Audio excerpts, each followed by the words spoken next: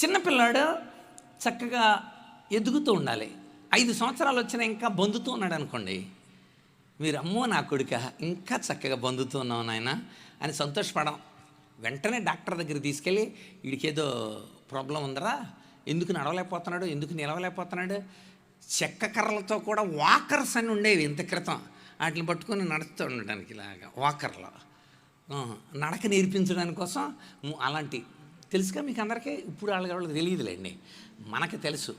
మన చిన్నప్పుడు అలా, ఇప్పుడు డైరెక్ట్గా వాళ్ళే అందులో కూర్చొని కాళ్ళతోనే వెళ్ళిపోతున్నారు. వాకర్లు అలాంటివి వచ్చేసినాయి. మన టైంలో అలా పట్టుకొని నిలబడి వెళ్ళే వాకర్స్ ఉండేవి. నిజమే, ఎందుకు నేర్పుతాం? ఎదగాలాడు, వాడు ఎదగాలి.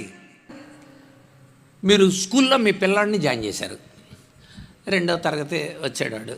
2వ తరగతికి వచ్చిన తర్వాత 2వ తరగతి ముగించే టైం కల్లా పిల్లల్లో ఒత్తులన్నీ వచ్చి ఉంటాయి.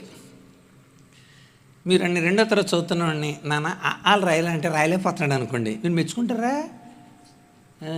ప్రతిరోజు వెళ్తున్నావు, అటెండెన్స్ 180 ఉంది, 220 రోజులకి 180, ప్రతిరోజు బోధ తిన్నట్టుంది, చిక్కీలు తిన్నట్టుంది, వెళ్ళినట్టుంది, బ్యాగ్ కొన్నట్టుంది, సాక్స్లు వేసుకున్నట్టుంది, అన్నీ ఉన్నాయి.